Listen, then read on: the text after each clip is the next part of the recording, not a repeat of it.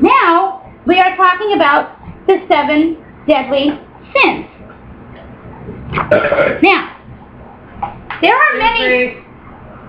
Yes, the student is excused. There are many sins in the world. Can I name them? But, well, hold on. I'm going to do the class here. It's not...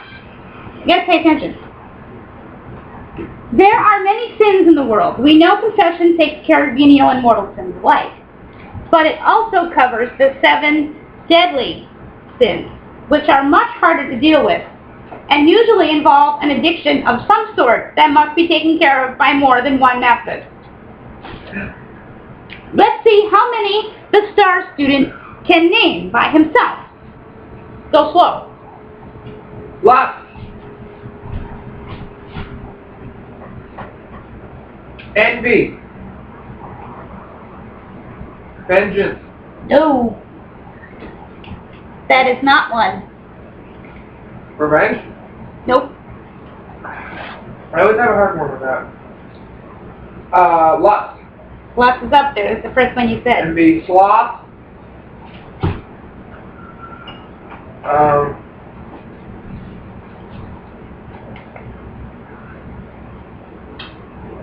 We just talked about him a few days ago.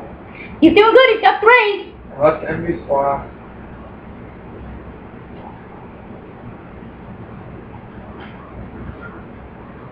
Gluttony. There's 4. I only remember that because I'm staring at my ice cream. Yes. As he stares at his ice cream, he remembers gluttony. Okay, I'll help you out with the other one. Wait. Lust, envy, sloth, gluttony. I'll give you the first Pride. one. Huh? Pride. Yep, that's one. One starts with a G. The other one starts with an A.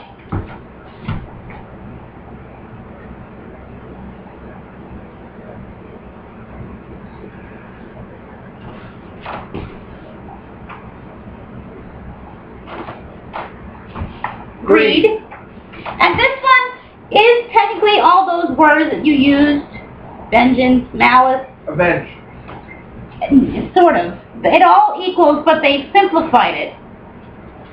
And they called it anger. I remember it being called vengeance. Yes, it used to be vengeance, and then they simplified it because too many people were saying, well, not everybody is vengeful.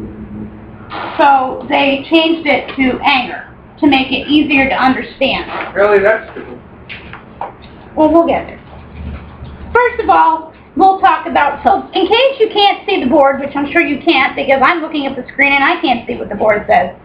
The 7 steps, That's all, folks. That's all, folks. The 7 deadly sins are lust, envy, sloth, gluttony, pride, greed, and anger. Vengeance. AKA vengeance, malice is another one that used to be used. They simplified it to make it easier to understand, and we'll get to defining anger. Simplified it. Hey, give me teacher laugh is not getting you extra points. First, now we're going to go through and explain what each one is. So, let's start at the tippity top with lust. Watch, I guarantee you they'll probably simplify it to sex.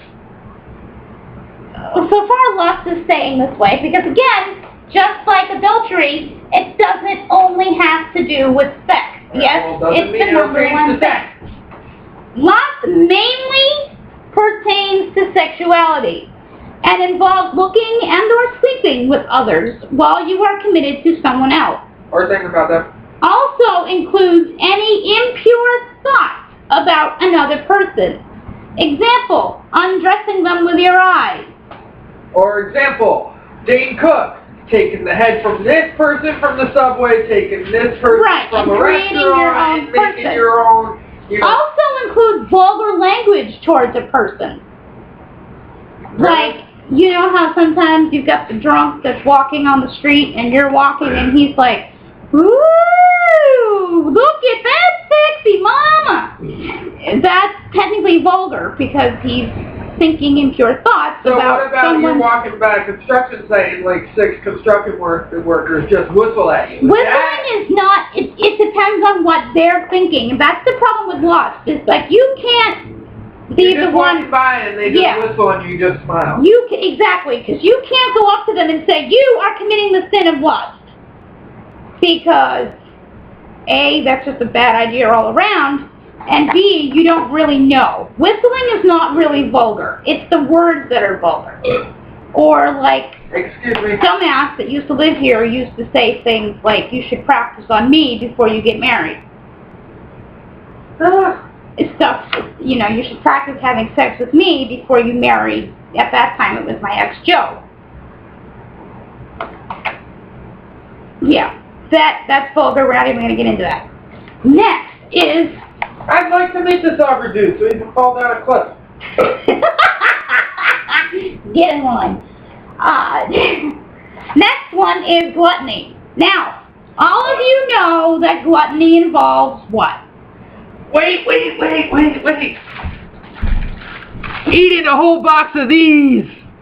Okay, thank you, student of the month. Gluttony, usually, when people say gluttony, they think food. Over-excessive food or over-excessive drink. But It's it's not just that. not just that. Over-excessive use of things.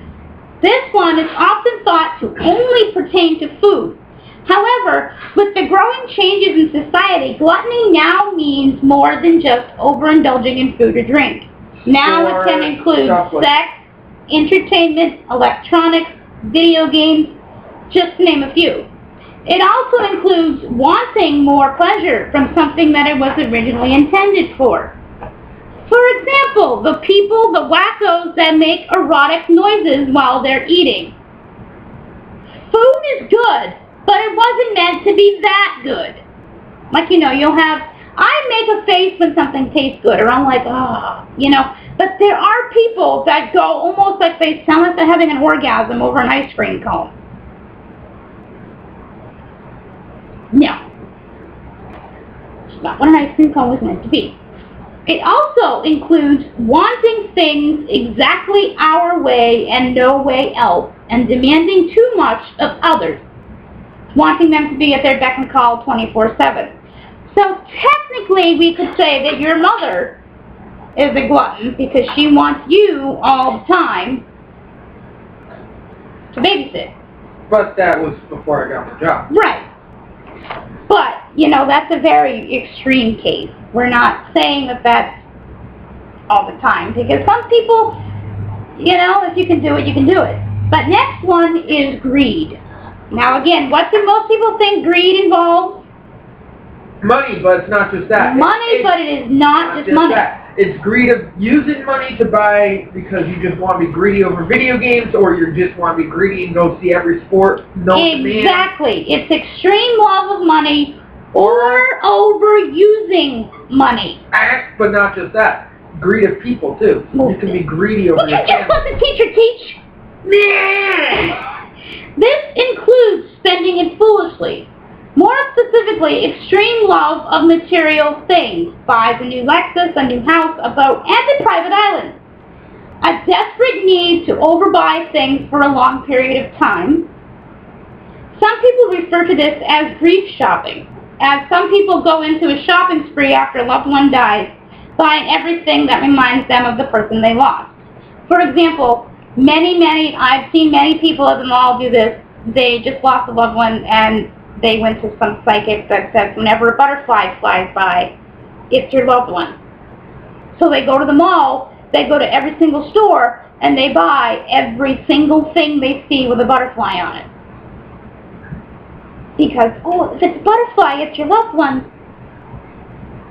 So, butterfly necklace, butterfly earrings, butterfly blanket, butterfly steering wheel cover, butterfly cookie jar. Anything with a butterfly, they go nuts over it. That's grief shopping, and it's technically gluttony. Agreed, sorry. Here's another thing to greed. Also includes a desire for earthly goods for the sake of themselves and not others. That's food, right? Earthly goods could be food. It could also be clothing, pets, people. Yeah. Now, next one. Or being greedy with your lover, like you can't, like. Like greed with a lover, like what I've been through, you can't see any of your family members. Why? Because you're dating me. Right. Yep. Exactly. People that want them to yourself. That's actually also gluttony. They want you all the time. That's also gluttony and lust too. Yes. They want you all the time, and you can't go see anybody else like your mom or your family. Yeah. Next, envy. Typically associated with the phrase green with envy. Also known as jealousy. Yeah. But extremely. Regular jealousy is a typical part of human life. You're going to be jealous, and you can say that like, us New Englanders that hate the snow. When friends go on a cruise in the middle of January, we're like, oh, I'm so jealous of you because you get the sun and we get the snow. That's not committing the sin of envy. That's just human jealousy. Jokingly, you're not acting upon your jealousy. Here's a story for envy. But when jealousy Mr. Johnson buys a new vehicle. Would you let the teacher teach? I have a script.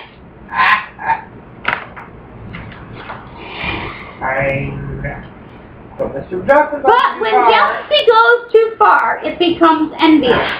This means overly excessive jealousy, which would be, for example, a neighbor gets a new TV set, and you are so jealous of them that you consider doing something evil in order to attain that TV, such as breaking it in and stealing it, or even killing them to steal the TV. Although that's not too smart, because don't you think the police would notice the TV is missing?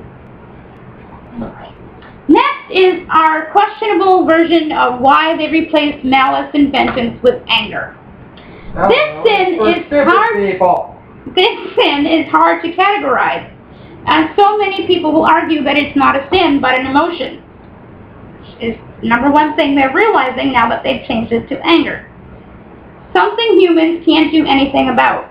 While this may be true, there is healthy anger and not so healthy anger. For example, when someone does something to you that is painful for you, your first reaction is to be upset or angry. If that is all you do is feel angry, that is not a sin. The only part of anger that becomes one of the deadly sins... Which is why it needs to be vengeance, but people are stupid. Correct, which is why it needs to be changed back to either malice or vengeance. Because the only part that makes it one of the 7 deadly sins is when you start to act upon your anger. Let's say your brother gets killed in a car crash. You go and seek out revenge against that other person that killed him, either by torturing his family or actually going to kill him. Correct. Or trying to torment his life throughout whatever means possible. Thank you. While anger is an emotion, it's one of many emotions that we can choose to harbor in our heart. Disappointment is also an emotion, and a better one to harbor than anger, as it is less likely to turn to action. Pride.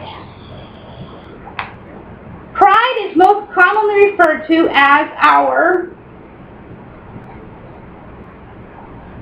Being too proud of yourself. 3-letter word that people use. Ego. Thank you. Ego. While we're not supposed to look down upon ourselves 24/7, committing the sin of pride is putting ourselves high on a pedestal or believing our way of life. You think? Believing our way of life, our way of thinking, or our beliefs are better than anyone else's, without at least attempting to view things from both sides of the argument. For example, you may believe that the Catholic religion is the only religion, and may therefore become egotistical around those who do not believe, not allowing them to explain their beliefs and discuss them. I can also say that this would be a perfect sin for your Jehovah's Witnesses, who will hound you till your death to join their religion. Unless you say you're an antichrist. Yeah, really, I'm a Satanist. You may automatically consider them a sinner if they believe in something slightly different than you, instead of considering their side and what they were raised to believe. Now, is that saying that taking somebody like, for example, you, who was not raised in a faith, and I'm saying you are dating me, you become Catholic? If I didn't want to become Catholic, I wouldn't. Exactly. And that is why I am not committing the sin of pride. It's because I am not forcing you to become Catholic. If I were to say, I will not marry you unless you become Catholic, that is my pride saying I want to only marry a Catholic. And that's not a bad thing. I'm not saying that, Catholics should marry Protestants or Catholics should marry Lutherans, or that's not what the point is. I'm just saying that if I believe that my religion is the only thing in the world, I have committed the sin of having a closed mind. While I would love to share my faith with my husband if he's not Catholic, that does not mean I'm going to force him to become Catholic. In this case, Dustin wants to, so that's different. Because I've actually found a church that I really like, but we haven't been able to go there. And you like the other church too. It's just a little bit bigger than what you like. Our last religion. No, so I would shut up one day. No, that's Father John. You're getting them confused. Father John is the one that doesn't shut up. Father Mo is the egotistical, cynical, negative Nancy that is short. Oh, the one that said animals have no spirits and they... Right. Yeah, that kind of agitated. Yeah. Our last sin is sloth. This sin is also known as... lazy! Yes, laziness. While it can also be used to explain physical laziness, for example, those in the country who would rather live off the state than... Emotional. Would you let me teach? Bah! While it can also be used to explain physical laziness, those in the country who would rather live off the state than work when they are perfectly able-bodied and have a sound mental state, sloth mainly pertains to the spiritually lazy. Those who put off worshiping God for other things, like sports. Or video games. Or love, or whatever. Some parents even encourage sloth without knowing it, when they send their children to their rooms 3 hours before bedtime just so they have nothing to do, instead of doing something as a family. And yes, for you students, putting your projects and homework off until the last possible second is a minor version of sloth. So hit those books. It can also be a business who won't look at the laws to make sure they are in good standing with them. Example, why Just Judy and such shows have so many idiotic cases. Politicians are also huge in this sin. They don't bother to read up on the opinions of others before voicing theirs on certain topics. They only care about their own agendas. Dang politicians. Barack Obama! We're not even going to go there. Alright, so, scared yet? Have no fear, because there are also 7 capital virtues that go with these sins. I don't know these, so she might actually have to say them for once. Yes, and I'm turning the light on because it's getting... I get in with the light. Do you know how weird it is to be teaching and looking at my screen and seeing Kathy Mateo on the side of my screen? It's like, oh wait, that's not a webcam. Damn. Oh. So, here is how they meet up. Oh, did she ever message back? Not yet. Damn it! But she's on tour, so I don't expect her to right away. Okay, so we did the 7 deadly sins, and now we're talking about their virtues. So first I'll go over what they are, and then I'll match them to the one that they belong to. So first we have chastity. We have liberty. Actually, it's liberality. Liberality is also a big fancy word for generosity.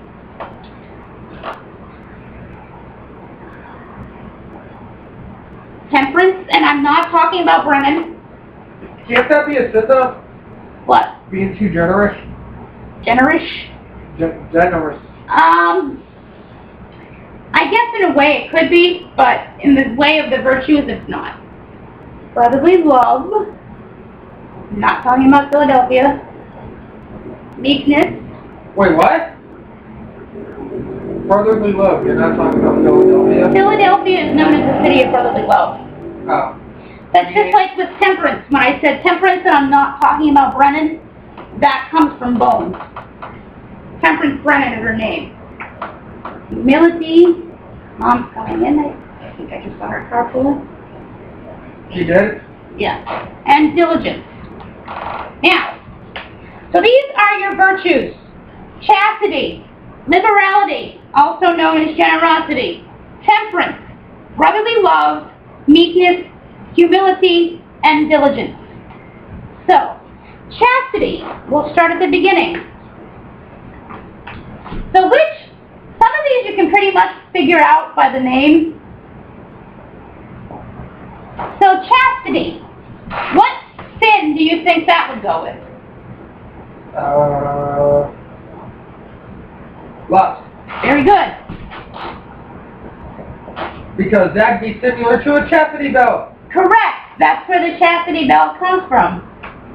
For the sake of argumentation, we'll use the word generosity, because let's face it, who in their right mind can say liberality off the top of their head? So we'll go with generosity. Which sin do you think generosity? Greed. Very good. Temperance.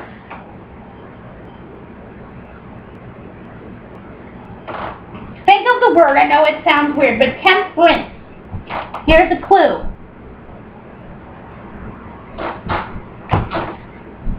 Temper. Anger. Thank you. Very good. Well, vengeance. Actually, no, wait. I'm sorry. That is a wrong clue. The teacher messed up. This actually goes with gluttony. Why? I don't know. My guess is you become temperamental when you know your boundaries. That's just like when we had supper tonight and you said, I want more, but my stomach will not let me, so I'm done. Now, brotherly love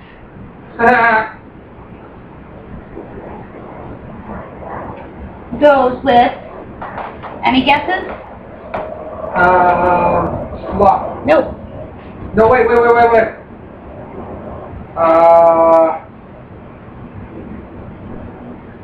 Envy. Thank you. Because envy is jealousy, extreme jealousy. You're usually jealous of somebody's object. So brotherly love, you treat them with respect, you won't be jealous of what they have. Meekness. That's sloth. Actually, no, meekness is anger. What the? Because when you're meek, you have a temperamental spirit. You don't let anything bother you, or you try not to let anything bother you. You're meek. So if you're meek, you won't get angry. Humility, that's pretty easy. That's pride. Yes. Oh, that's right. Mom said she's coming in now.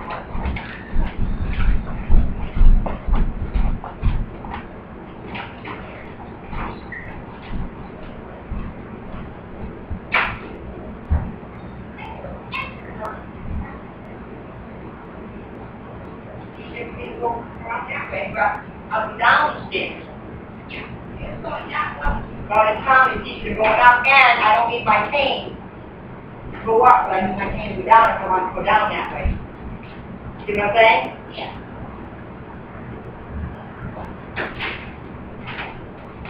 Oh, what?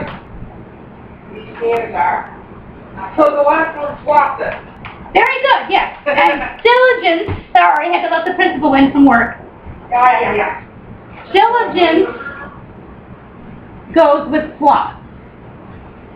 Because diligence means when you're diligent as a student, you do what you want. Why? And I can have tomorrow. When you're a diligent student, you do things on time and you do things when they're assigned, whereas sloth is usually lazy. So if you're diligent in whatever your you know, in your job, in your family, and you get things done when they're supposed to be done. Now,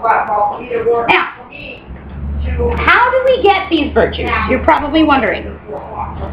You get these virtues by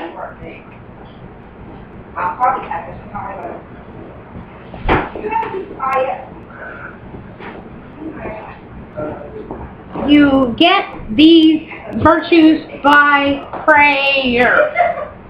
They don't like come down from heaven and knock you on the head with a 2x4. You have to pray for them. You have to earn them prayerfully in order to get these. Fasting can also help, but prayer is the ultimate way to achieve these virtues and all the other virtues that exist, like patience. And that is it for the 7 deadly sins. Your 7 deadly sins quiz is a matching quiz. So you draw lines, or you number 1 and number 2, and you just match them together. So I will see you next week. I'm not sure what our subject is next week, but I will announce it on Facebook when I know. So I will see you next Tuesday. And keep your mind out of the gutter. Apparently there's a thing going around where see you next Tuesday is another way of saying a bad word. That's not what I mean. You know what I mean.